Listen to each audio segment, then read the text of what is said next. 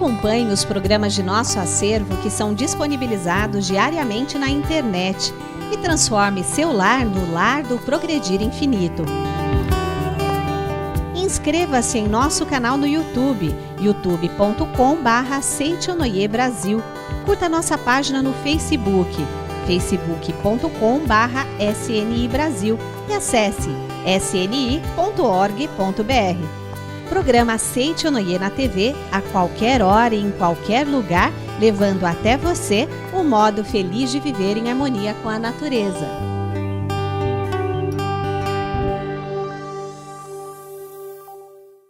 Olá, este é o programa Seitonoi, o modo feliz de viver. Se você acha que pelo esforço que faz merecia uma vida melhor, mas ainda assim coleciona fracassos, o programa de hoje tem uma resposta para você. A causa do fracasso na vida é o tema da palestra de hoje com o preletor Heitor Miyazaki. Seja você também o mantenedor do programa Seitonoi na TV. Acesse o site sni.org.br/SNITV ou pelos telefones 0800 770 2600 ou pelo 0 operadora 11 5074 4180 e transforme a sua vida e a de muitas pessoas através da sua doação. Muito obrigado. Muitas pessoas buscam o sucesso, mas acabam fracassando. Se você quer respostas para este assunto, assista agora a palestra do preletor Heitor Miyazaki, aqui de Goiânia.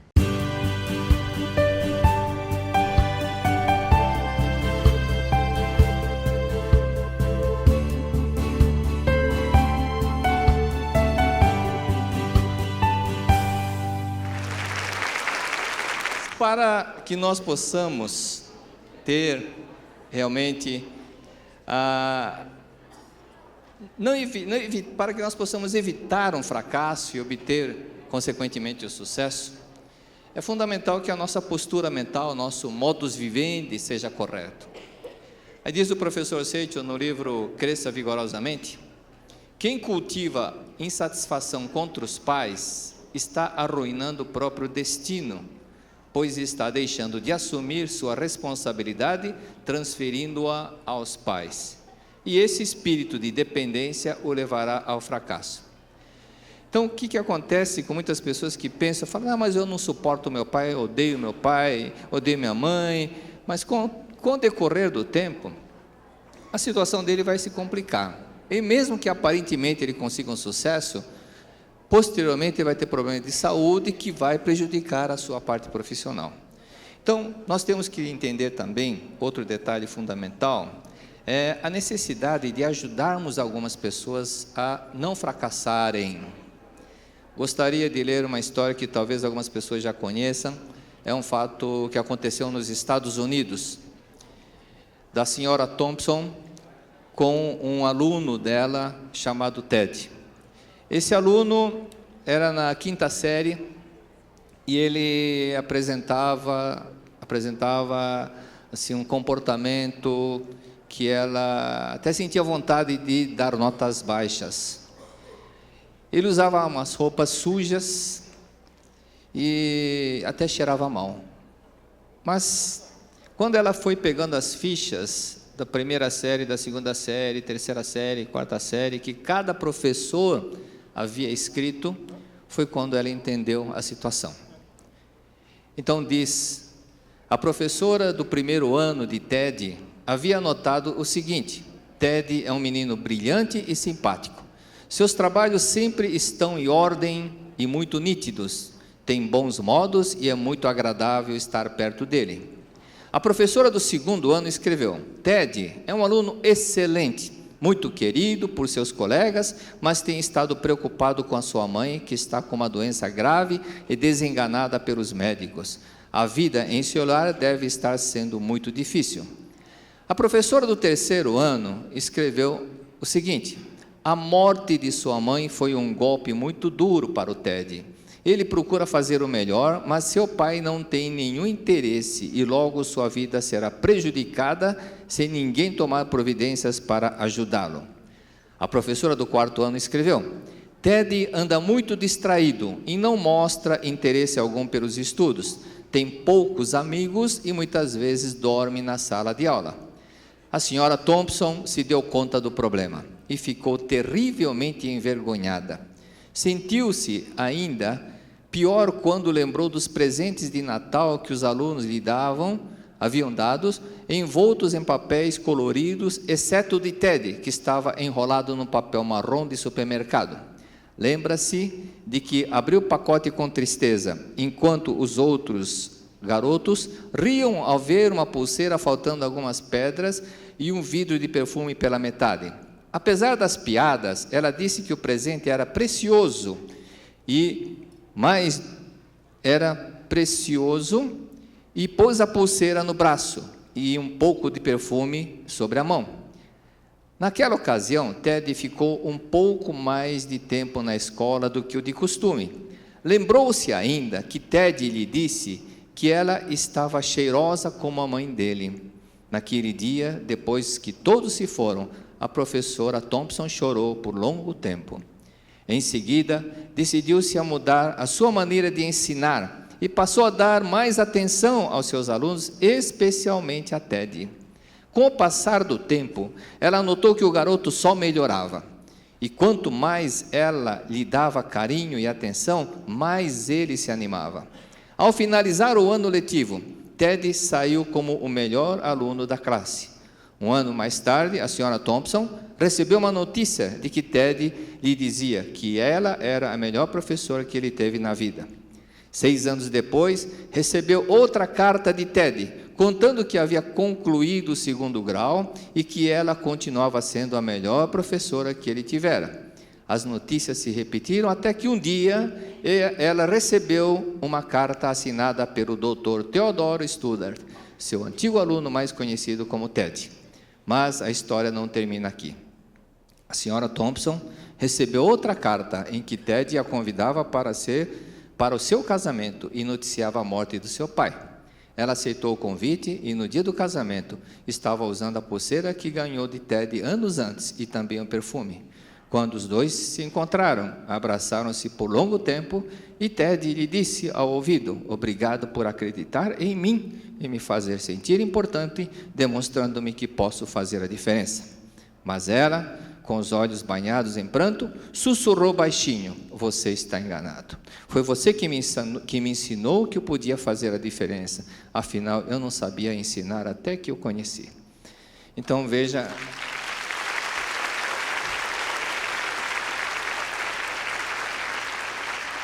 como a vida de um professor ajuda, auxilia a pessoa a trilhar o caminho do sucesso ou do fracasso. Muitos professores, muitos pais tratam os alunos, educam os alunos de forma muito errada.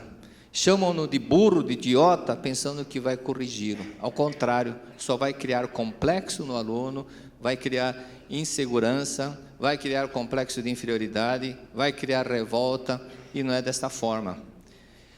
Muitas pessoas também acham que apontando os defeitos, nós vamos melhorar o desempenho dos alunos. Não é desta forma. O ser humano tem uma coisa que se chama emoção. Ele registra aquela emoção. Por isso, o fracasso de algumas pessoas já começaram na forma como elas foram educadas. Por esse fato, nós temos que pensar numa coisa muito importante: dar amor às pessoas. Mas, dando continuidade, nesse livro, A Verdade, número 2, que está bem judiadinho, já de tanto que eu li, todo cheio de anotações, né? Até parece que veio lá do Oriente, da guerra,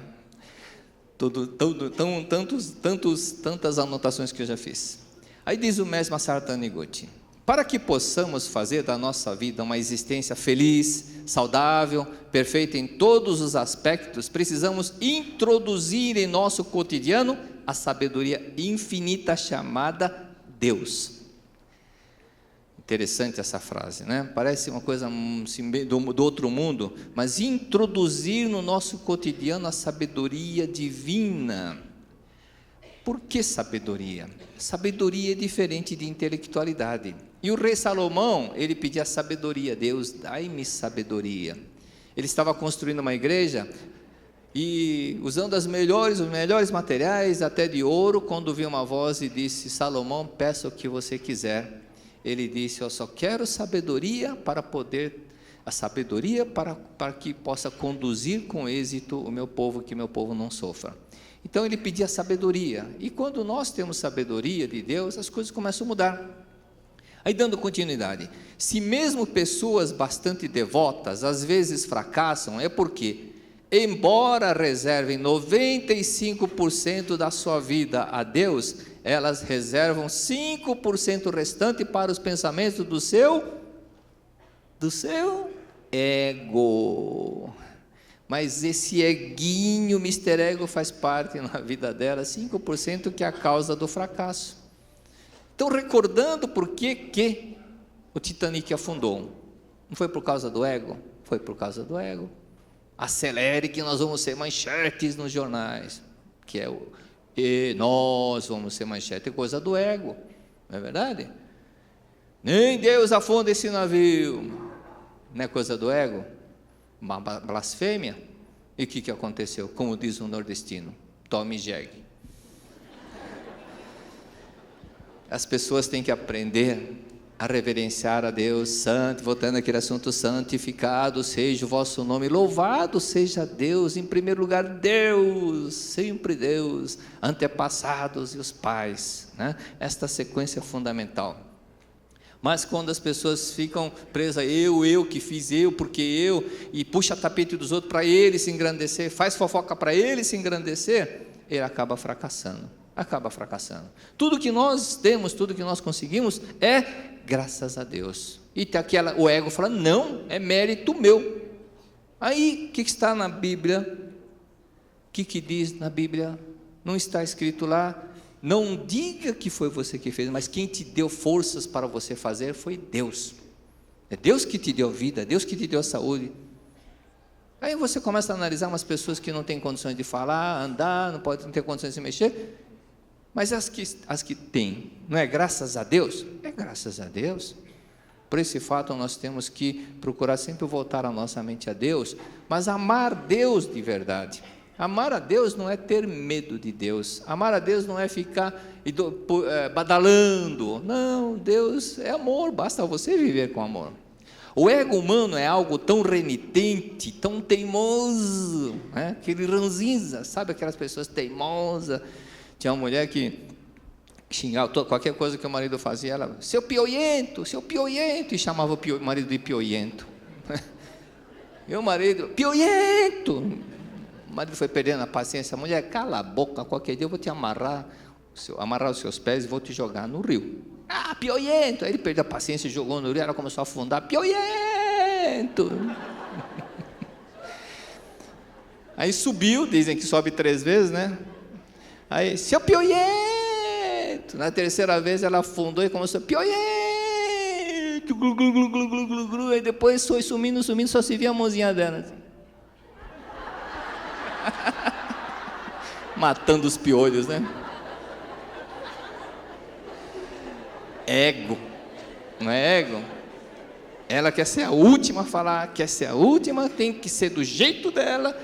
Muito cuidado com o ego. Muito cuidado com o ego, não é verdade?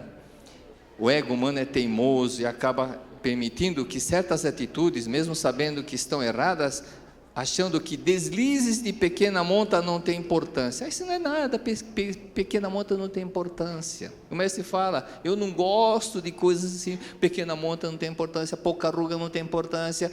Nós temos que aprender a fazer as coisas da melhor maneira possível, não fazer qualquer jeito, não relaxado, não é? A fazer da melhor maneira possível. Ora, nós temos capacidade, então faça da melhor maneira possível. E acaba fracassando por causa desse pensamento de que erros de pequena monta não têm importância. Por esse fato é que muitas pessoas acabam não manifestando todo o potencial que ela poderia manifestar. Porque ela fala, não, tá bom assim, se vai estudar um idioma, procure aprender a pronúncia correta. Treine, treine, treine. Eu criei um desafio, porque é bom você criar desafios, e criei um desafio de estudar espanhol e procurar desenvolvê-la de maneira mais perfeita possível, sem ir à escola de espanhol. E assim eu fiz. Mas treinei. Quando eu viajava para o exterior, as pessoas vinham falar comigo: prof, eu tenho um problema. Eu repetia tudo mentalmente que ela falava. Por quê? Para pegar a pronúncia correta. Então, o que nós temos que fazer? Senso de observação.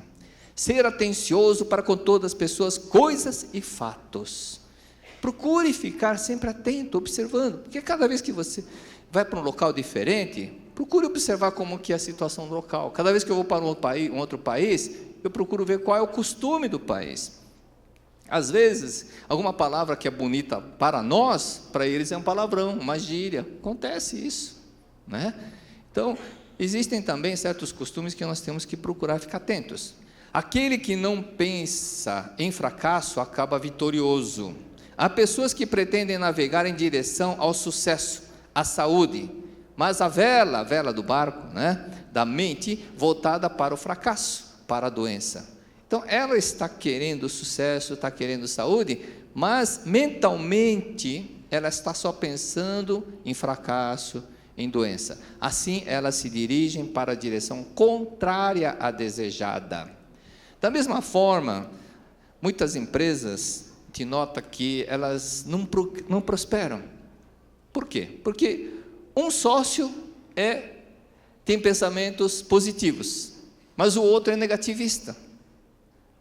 Enquanto um acredita que vai dar tudo certo, acredita que vai dar certo, o outro fala: não sei o que, está uma droga. O que acontece? Um rema para uma direção e o outro rema para outra direção oposta, né? Enquanto um rema. Em casa também.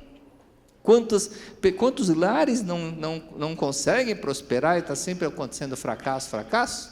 Por quê? Pensamento do marido é uma coisa, da mulher é diferente, né? Diferente tem que ser, mas só que enquanto um acredita positivamente, o outro está sempre com a mente nublada, mente sombria, triste, reclamando da vida, que não sei o quê, implicando com isso. Então, desta forma não vai para frente. Não vai para frente. É importante que nós aprendamos a trilhar para o rumo que você deseja. Se somos atraídos por aquilo que pensamos, nós somos atraídos por aquilo que nós pensamos. Portanto, se imaginarmos o fracasso, seremos atraídos pelo fracasso. Se imaginarmos a doença, seremos atraídos pela doença. Se você nunca imaginar o fracasso, acabará sendo vitorioso na vida. Acabará sendo vitorioso. Se você determinou: eu vou alcançar o sucesso, batalhar e treinar para isso, estudar para isso, você vai alcançar. Agora, muitas pessoas falam: o que eu faço para passar no exame? Estude.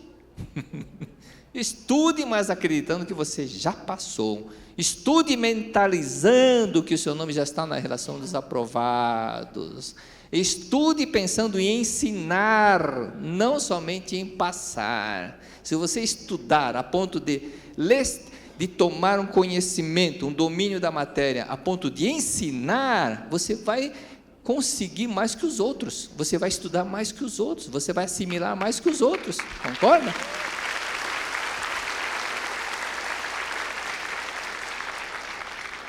Quando você deixar totalmente de pensar na doença, terá dado o primeiro passo em direção à concretização da saúde. Pare de pensar na doença. Tem gente que fica assim: porque eu estou assim, porque eu tenho que... Pare de pensar na doença. Pare de pensar. Quanto mais você ficar pensando na doença, pior.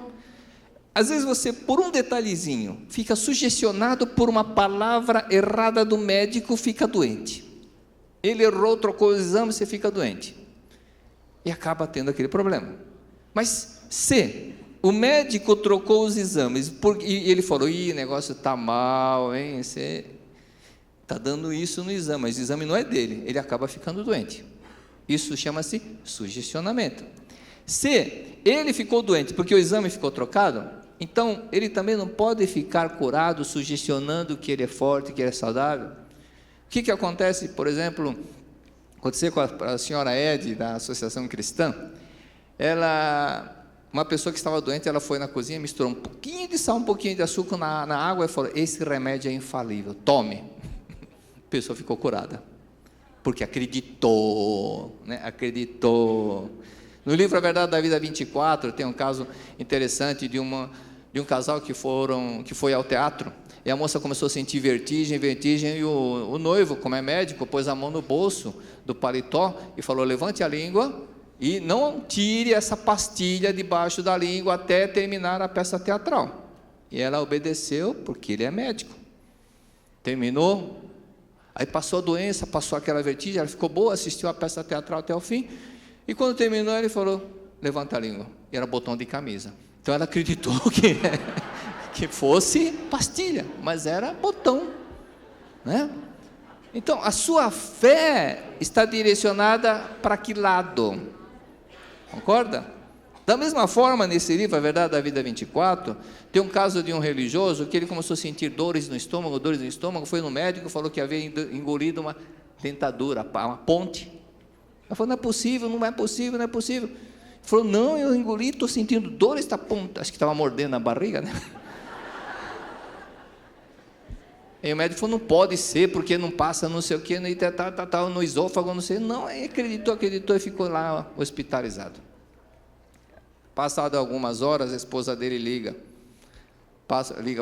para o marido e fala: querido, achei a sua dentadura, estava caída embaixo da cama. Ele, envergonhado, pagou a conta e saiu correndo, e a dor também desapareceu. Então, a pessoa vai criando doenças, não é verdade?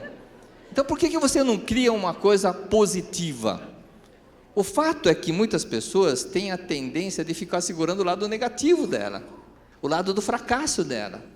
E ela perde a esperança de trilhar, visualizar, imaginar, sonhar, e desse sonho passar este sonho a um ideal, transformá-lo no ideal. Não pode perder a esperança. Nós temos que ser aquela frase esqueci o nome do autor, mas é um sambinha: sacode a poeira, dá a volta por cima. Não existe uma pessoa que seja vitoriosa que um dia não tenha passado por um fracasso. Não existe. Então, nós devemos tirar da lição do fracasso uma lição, e não um sentimentalismo para ficar: eu sou coitado, eu fracassei, só ficar olhando o lado negativo, igual um bebê chorão. Não, levanta a cabeça, sacode a poeira e vamos para frente, ok? Muito obrigado a todos, que Deus abençoe. E agora chegou o nosso momento da oração. Oração para receber a força divina. Sou filho de Deus. Isto significa que a vida de Deus fluiu para dentro de mim e se tornou minha vida. Por essa razão, dentro de mim se aloja a força curadora infinita de Deus. A vida universal de Deus não apenas se aloja em mim, mas brilha vigorosamente em meu interior.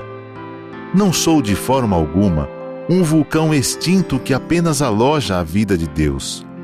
Sou um vulcão ativo da vida de Deus. Sou algo semelhante à cratera de um vulcão por onde jorra a vida de Deus. Veja o vigor da minha vida que jorra saudavelmente, impelida pela grande força vital de Deus que se aloja em meu interior.